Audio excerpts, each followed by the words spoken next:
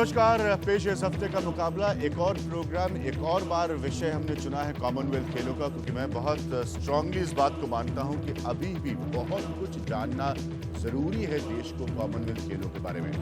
खेल खत्म होने के बाद जांच शुरू हो चुकी है, उससे जुड़ी तमाम खबरें आप लगातार देख रहे हैं, लेकिन बहुत सारे लोग ये भी सवाल पूछ रहे हैं कि मल्टीपल एजेंसीज जांच कर रही हैं, इसके साथ साथ ये एक पॉलिटिकल मसले में भी तब्दील हो चुका है। कई बार ये कांग्रेस वर्सेस बीजेपी की सिचुएशन में फंसता नजर आता है। क्या ये सब कुछ टैक्टिक्स तो नहीं है? क्या ये सब कुछ कोई रणनीति तो नहीं है असलियत तक पहुंचने से हट जाने की? ये कोई डाइवर्जनरी टैक्टिक्स तो नहीं है? इस पर हम चर्चा करेंगे। मैं आपको बता दूं कि जो पैनल मेरे साथ मौजूद है ये इसलिए बहुत खास है क्योंकि इस पैनल में दो ऐसे लोग हैं जो सरकार में रहकर सिस्टम को बहुत अच्छी तरह समझते हैं। मेरे साथ TSR सुब्रमण्यम साहब मौजूद हैं, कि फॉर्मर कैबिनेट सेक्रेटरी हैं। दो ऐसे पैनलिस्ट हैं जो पॉलिटिकल साइड को रिप्रेजेंट करते हैं, राजनीतिक सिस्टम को बहुत अच्छी तरह समझते हैं। विजय गोयल मेरे साथ मौजूद हैं। विजय गोयल उन लोगों में से हैं जिन्होंने बहुत शुरुआत में, बल्कि सबसे शुरुआत में अगर मैं सही कहूँ तो कॉमनवेल्थ मसले को उठाया था। इसी प्रोग्राम में मुझे याद है मणिशंकर अय्यर के साथ आपने उस मसले को उठाया था।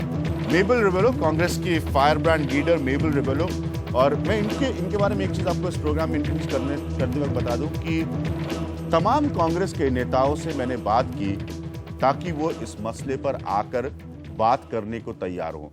सबकी तरफ से मुझे एक ही जवाब मिला, ना कांग्रेस पार्टी से इस मसले पर कोई नहीं बोलेगा। इसलिए मैं आपका वाकई शुक्रिया अदा करता हूं कि आप इस मसले पर बोलने के लिए हमारे साथ यहां पर मौजूद है।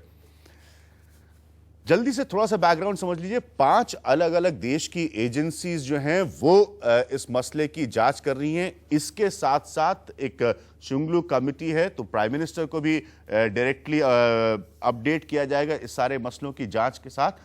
इन सब के बीच कांग्रेस वर्सेस बीजेपी की भी स्थिति पैदा हो चुकी है। नितिन गडकरी बीजेपी के अध्यक्ष एक प्रेस कॉन्फ्रेंस करते हैं, उसके बाद कांग्रेस उस पर रिएक्ट करती है। क्या ये सब कुछ कहीं रास्ता भटकने का तरीका तो नहीं है, भटकने की स्ट्रैटेजी तो नहीं है?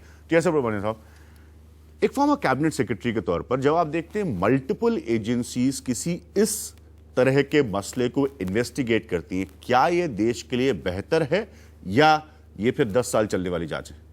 इसमें तो बहुत मुश्किल जवाब आपने दे दिया। 3-4 डायरेक्शन से जवाब दे सकते हैं। पहली ये है कि हमारी हिस्ट्री कह चुकी है, पिछले 20, 30, 40 साल की हिस्ट्री है।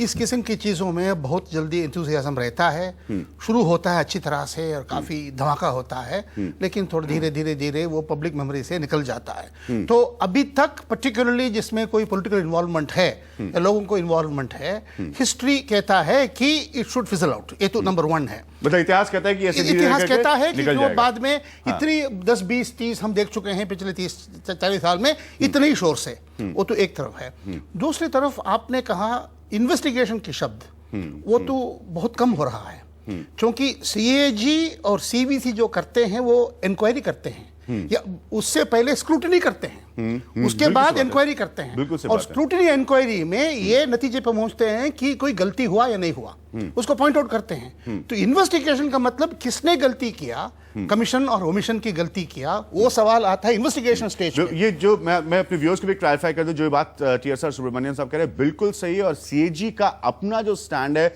वो बिल्कुल क्लियर है कि वो 3 महीने में अपनी रिपोर्ट देगी और उस रिपोर्ट को वो पार्लियामेंट को सौंपेगी। उसके बाद सरकार पर यह ओनस होगा, सरकार पर यह जिम्मेदारी होगी कि जो CAG की फाइंडिंग्स है उस पर वो एक्ट करे। हाँ सर। तो इसलिए इन्वेस्टिगेशन शायद 1 या 2, मुझे एग्जैक्ट फैक्ट्स मुझे मालूम नहीं है, जो CBI में केस रजिस्टर हुआ है या एनफोर्समेंट डायरेक्टरेट में केस रजिस्टर हुआ है,